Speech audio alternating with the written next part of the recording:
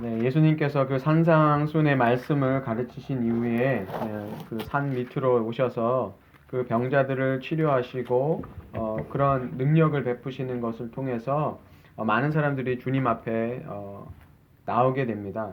그래서 우리가 그 18절에 보면 예수께서 무리가 자기를 에워싸시는 것을 보시고 건너편으로 가기를 명하십니다. 그러니까 많은 사람들이 그 예수님이 치료하시는 것을 또 귀신을 내어쫓고 이런 눈에 보이는 하나님 나라의 그 능력을 보여주시기 때문에 사람들이 많이 예수님을 따르고 있었죠. 그때 한 서기관이 율법학자죠. 율법학자가 예수님을 따르고자 했습니다. 그런데 이 서기관이 왜 예수님을 따르려고 했냐면 이제 그 당시에 뭐 지금도 마찬가지잖아요. 어떤 유명한 학자 밑에서 어떤 공부를 하면 그 사람은 인정을 받죠. 누구 때문에 인정을 받냐면 그 스승이 뛰어나기 때문에 그분 밑에서 어떤 박사학위를 했다. 보통 박사학위를 했다 그러면 뭘 물어봅니까? 어느 학교에서 했냐? 그리고 누구 밑에서 했냐? 그 지도 교수가 누구냐에 따라서 자기의 밸류가 올라가거든요. 지금도 마찬가지지만 이 당시에도 마찬가지예요. 이 서기관들도 누구 밑에서 공부했느냐에 따라서 이게 자기의 그 명성이 올라가거든요. 사도 바울은 그 가말리엘이라는 그 스승 밑에서 있어요. 그 선생님도 대단한 선생님이었죠.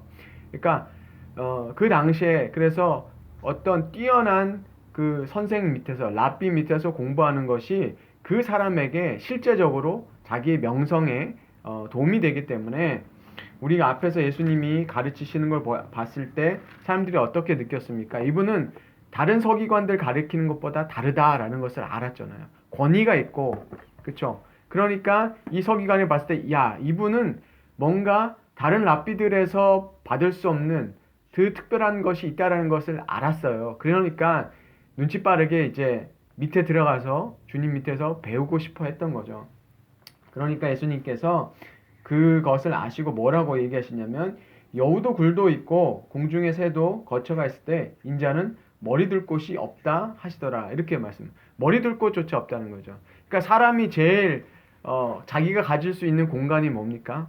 누워서 자기 누울 자리만 있어도 편하다는 얘기 하잖아요. 근데 주님은 뭐냐면 나는 누울 자리도 없다. 머리 둘 곳조차 없다라고 말씀하셨죠. 그러니까 주님께서 이 말씀하신 것은 바로 이 세상 속에서 주님이 가지고 있는 위치, 예수님은 이 세상에서 누리는 어떤 영화, 안락함, 이런 것들하고는 상관이 없으시다라는 말씀을 해주시죠. 그러니까 그 다음에 보세요.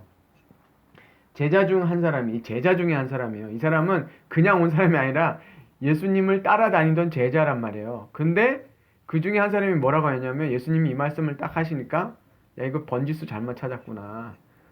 예수님 머리 둘 곳조차 없다면 이건 이런 고생문이 화난 거잖아요. 그러니까 이 사람이 예, 내가 먼저 가서 아버지를 장사하게 허락하옵소서. 이게 진짜 아버지가 위급해서가 아니라 변명을 하는 거라고 볼 수 있어요. 아버지가 위독하면 처음부터 따라오지도 않았다고요. 예. 지금 그 얘기를 하니까 그 문맥 속에서 읽어보면 이 제자는 그거 예수님이 말씀하신 것 때문에 뒤로 그 걸음을 빼는 거예요. 정말 아버지가 지금 어떤 위독한 상황에서 그래서 이거를 잘못 읽으면 예수님은 어떤 천륜도 버리는 너무 인륜적인 그런 말씀하시는 거 아닌가 생각하겠지만 그런 것이 아니라 주님은 바로 그 사람의 그 중심을 보시고 그 예수님의 말씀 때문에 그쵸 제자로 주님을 따르는 것을 뭔가 미루는 그것 때문에 주님께서 그 말씀을 하셨죠. 그래서 죽은 자들이 그들의 죽은 자들을 장사하게 하고 너는 나를 따르라. 이렇게 보면 우리가 이제 이 성경의 말씀들을 읽을 때 보면 이게 글자잖아요. 근데 글자이기 때문에 우리가 그 내용을 문맥을 잘 읽지 못하면 이 성경 말씀이 우리에게 너무 가혹하게 느껴질 때도 있고 이렇게 예수님이 어떤 인간 사이에서 어떤 그 도리까지도 저버리게 하는 그런 부분들도 우리가 생각하게 되는데, 주님이 말씀하시는 거는 바로 우리가 바로 서야, 우리가 주님을 따르고 주님의 그 말씀 속에서 우리가 생명을 얻어야, 예, 다른 사람들도 우리가 살릴 수 있다라는 걸 알 수 있어요. 예, 비행기에서도 그쵸? 응급 상황에서 산소 그 마스크가 떨어지면 누구부터 쓰라 그래요? 옆에 애부터 씌우라 그래요? 아니에요. 당신부터 먼저 쓰라 그래요. 그래야 보살필 수 있으니까. 그러니까 영적인 세계도요. 우리 자신이 먼저 서야 돼요. 다른 사람들 염려하기 전에 우리 자신이 먼저 서야지, 우리가 하나님의 그 은혜 속에서 우리가 먼저 서야지 다른 사람들도 우리가 도와줄 수 있는 거예요. 그거 없으면 다른 사람들도 도와줄 수 없다는 거죠. 그것은 똑같은 것 같아요. 어떤 응급 상황일 때, 예, 자신이 먼저 써야 되거든요. 예, 자신부터가 먼저 그런 그 생명이 있어야지 우리가 다른 사람들도 도울 수 있는 것 같아요. 그러니까 주님께서도 그 가족들에 대해서도 그것을 버리는 것이 아니라, 주님께서는 그가 먼저 예수님의 그 생명을 얻고 살기를 원하셨던 거예요. 예.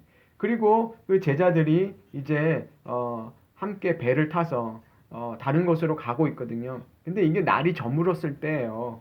그때 날이 저물었을 때였는데, 이 물고기 배가 이렇게 크지가 않았어요. 뭐 12인승, 13인승 뭐 그 정도래요. 그러니까 딱 제자들, 예수님의 12제자들 같이 타고 가면 딱 맞는 배 사이즈인 거죠. 근데 그 건너편으로 갈 때 그 놀이 일어났다 그러죠. 그래서 그런 일들이 자주 벌어졌는데, 그런데 예수님은 뭐 하고 계세요? 주무시고 계시잖아요. 머리 둘 곳 없다고 그러셨는데 오히려 배 타고서는 잘 주무시고 계시잖아요. 그러니까 주님이 말씀하신 게 어떤 영적인 의미라는 걸 우리가 알 수 있죠. 예. 그런 서기관, 세상의 명성과 어떤 돈을 얻고 그런 것을 따르는 그 서기관에게는 예수님이 단호하게, 나는 그런 걸 추구한 사람 아니고 너도 그거 따라봐야 너는 얻을 거 하나도 없어, 단호하게 말씀하셨고, 그 제자들은 예수님과 함께 그 배를 타고 갈 때 이 풍랑을 만났어요. 그때 제자들이 이 배, 이거 물고기 잡고 배 타는 거, 이 사람들은 정말 전문가잖아요. 그럼에도 이 사람들이 지금 죽겠나이다, 이게 우리가 지금 죽어가고 있습니다, 이게 그만큼 심각하다는 거죠. 이 사람들이 이 정도로 예수님을 깨웠다라는 것은. 그랬을 때 예수님께서는 그 바람을 명하셔서 그 잔잔하게 되었죠.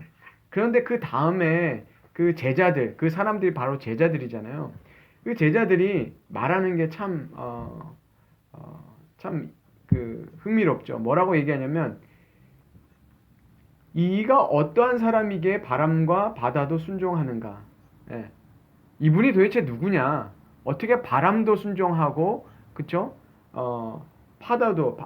바다의 파도도 그것을 순종하느냐? 그러면 예수님이 누군지 알았다는 얘기예요? 몰랐다는 얘기예요? 예수님 제자는 몰랐다는 얘기예요. 예수님이 진짜 어떤 분인지 몰랐다라는 거예요. 그럴 때 보면 우리가 주님을 따르는 이 제자들이, 그러니까 주님이 어떤 분인지를 다 알고 제자 된 거 아니에요. 예수님을 부르셨을 때 제자들이 뭘 알아요? 근데 그렇게 따라갈 수 있었던 거는, 성경이 보면 그것은 자기들의 선택이 아니라 하나님의 이끌어 주시는 거예요. 주님한테 이끌려서 사실은 주님을 따르는 거예요. 왜? 하나님이 그들을 택하셨으니까. 그래서 예수님을 쫓아가는 거예요. 이 보면 알잖아요. 제자들이 예수님에 대해서 지식이 없어요. 보면 알잖아요. 위기 순간에 오면 이분이 어떤 분인지도 모른다는 게 나와요. 그럼에도 주님을 따르고 있잖아요, 제자들은. 예. 오히려 서기관 같은 사람들은 말씀 딱 들어보고, 야, 이분 대단한 분인데 요분 쫓아가면 뭐 있겠구나. 예, 눈치 빠르잖아요. 서기관들 앉아서 성경 공부하고 성경 해석 연구하고 성경 받아 적고 그런 사람들이었단 말이에요. 그러니까 얼마나 들어보면 벌써 이런 사람들은 알아요. 우리 강의 딱 들어보면 저 교수 별만한 사람이다, 별로다, 이런 거 알거든요. 우리 공부해보면 알잖아요. 뭐 많이 안 들어봐도 알아요. 처음에 이렇게 한 시간만 들어보면 대충 저분은 배울 만한 분이다 아니다 우리 다 알 수 있어요. 바로 그런 것이죠. 바로 이것을 보면 우리가 주님을 쫓아가고 있다라는 것은 우리가 다 알지 못해도 이게 바로 하나님의 은혜라는 거죠. 머리로 똑똑해서 아는 사람들은 따를 것 같은데 그렇지 않았단 말이에요. 주님이 그를 선택해서 너 나 따르라고 얘기하지 않았다고요. 이 제자들 중에 예수님이 제자 만들고 싶으면요, 사실 우리로 얘기하면 스펙 얘기하잖아요. 이 서기관이 스펙이 훨씬 좋거든요. 고기 잡던 어부들이랑 이게 이 수준이 다르잖아요, 사실은. 제자 만들려면 그런 제자 주님께서 안 만드셨단 말이에요. 이런 제자를 택하지 않으셨고. 그래서 바로 이 제자들을 주님께서 우리가 주님을 다 알지 못하지만 주님을 따르고 있고 주님을 점점 알아가는 것이 바로 우리가 제자가 되는 그런 과정이라는 것을 알 수 있어요. 그래서 이 제자가 되는 그 특권이 뭘까요? 보면 머리 둘 것 없다 그랬는데 제자들 보세요. 풍랑 만나고 어려움들 만나잖아요. 그래서 그 사람들이 얻는 게 뭐예요? 믿음이 견고해지잖아요. 그런 풍랑 속에서도 주님이 같이 들어가 주셔서 이 사람들에게 그 믿음을 주시잖아요. 예수님이 어떤 분인지 이 사람들이 그런 그 어려움을 겪으면서 예수님을 더 잘 알게 되잖아요. 그래서 이게 어떻게 나옵니까? 베드로가 나중에 정말 자기가 죽게 되었잖아요. 그러니까 이런 훈련들이 별게 아닌 게 아니라 베드로가 나중에 복음을 예수님이 부활하시고 승천하신 이후에 그 사도직을 할 때 야고보도 어떻게 합니까? 순교 당하잖아요. 그때 헤롯이 그 박해를 해서 요한의 형제 야고보가 순교 당하잖아요. 칼로 순교 당하는데 그리고 베드로도 옥에 갇혔어요. 그러니까 베드로도 그 다음 타자겠죠. 죽을 확률이 높단 말이에요. 감옥에. 그리고 그래서 그 군인 둘이 지키고 있는 틈에서 자고 있는데 베드로가 두려워서 떨고 그런 것이 아니라 잠을 너무 깊이 들었어요. 천사가 나타나서 베드로를 깨웠는데 그 해가지고 옆구리를 쳤다 그러 나오잖아요. 성경에 보면 옆구리를 차서 깨웠다는 거잖아요. 그만큼 베드로가 그렇게 해서 깼는데 후다닥 놀라서 깬 것도 아니고 성경 이렇게 읽어보면 베드로가 정신이 안 들어가지고 비몽사몽했다는 거예요. 도대체 얼마나 잠을 깊게 자면 이렇게 자는 거예요. 그거 보면 우리 그 시편의 말씀이 이해가 되죠. 뭐라 그랬어요? 우리 시편 그 3편에 읽었을 때 뭐라고 얘기했냐면 내가 누워 자고 깨었으니 여호와께서 나를 붙드심이로다. 천만인이 나를 에워싸 진친다 하여도 나는 두려워하지 아니하리이다.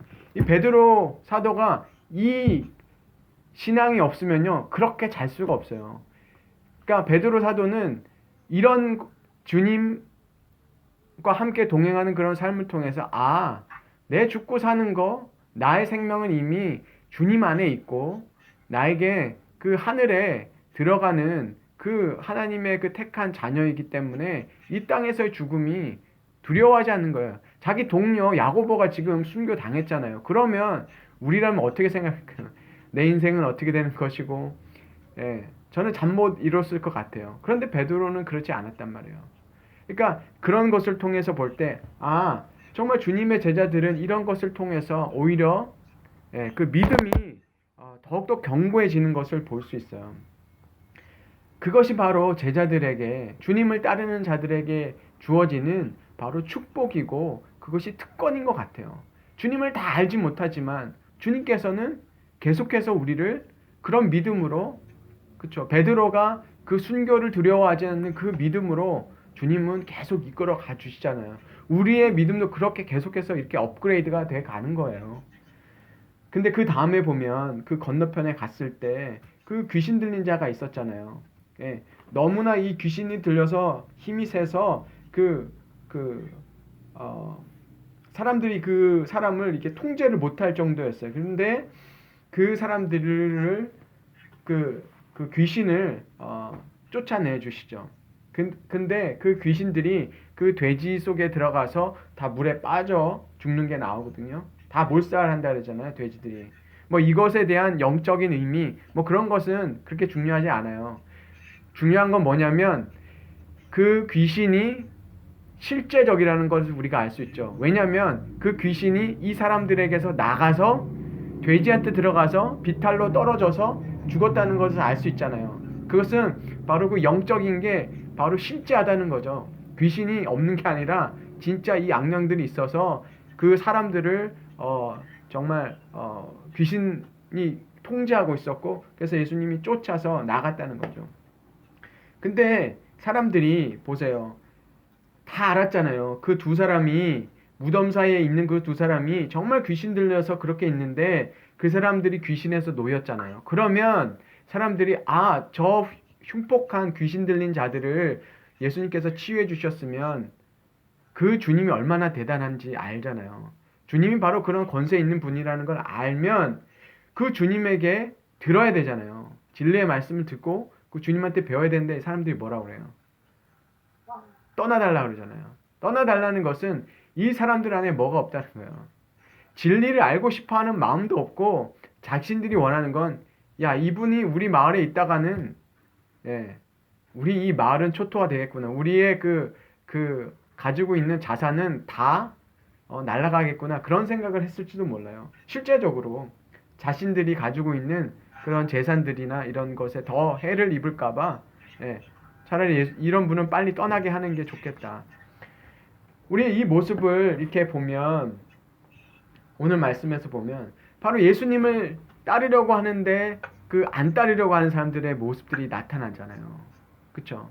자신의 재산을 잃을까봐, 피해를 입을까봐, 그리고 예수님을 따르면 박해가 있을까봐, 그리고 다른 것을 위해서 예수님을 따르려는 그런 사람들이 있지만, 예수님의 그 제자들은 오히려 그 어려움 속에 있지만 그 사람들은 바로 주님을 더 알게 되는 그 믿음이 견고해지는 그것을 우리가 보면서 우리가 정말 주님 앞에 따라가는 것이 때로는 우리가 느끼기에 우리 머리 둘 곳 없을 그런 이 세상 속에서는 비록 이 세상 속에서는 우리한테 뭔가 안락함이 없고 우리가 바라는 그런 것을 주지 못한다고 할지라도 주님은 우리에게 그 믿음을 주시기 위해서 우리와 함께 해주시는구나. 우리가 어려움에 들어가게도 하시지만 주님 그 어려움 속에서 우리를 그냥 내버려 두시지 않고 오히려 우리에게 정말 그 순전한 믿음을 주시기를 정말 원하시는구나. 우리가 이것을 알면서도 정말 우리가 주님께 이끌려가는 존재구나. 그렇죠? 주님이 우리를 택했기 때문에 우리는 이 길을 가게 돼 있어요. 그게 바로 택함 받은 백성의 특권인 것이죠. 비록 우리에게 그런 세상의 것들을 주시지 않지만 오히려 그것보다 더 귀한 것을 주님께서 주시기 때문에 우리를 택하셔서 우리를 부르시고 우리를 따라오라, 나를 따르라 라는 말씀을 우리는 오늘도 듣고 있는 거죠. 그래서 우리가 그 주님께서 우리에게 그 믿음을 정말 죽음을 이기는 그런 믿음을 주시는 그 때까지 우리를 정말 연단하시고 이끌어 가실 것이고 정말 주님이 원하시는 정말 그런 믿음의 사람들로 우리가 다 되기를 주님의 이름으로 축원합니다.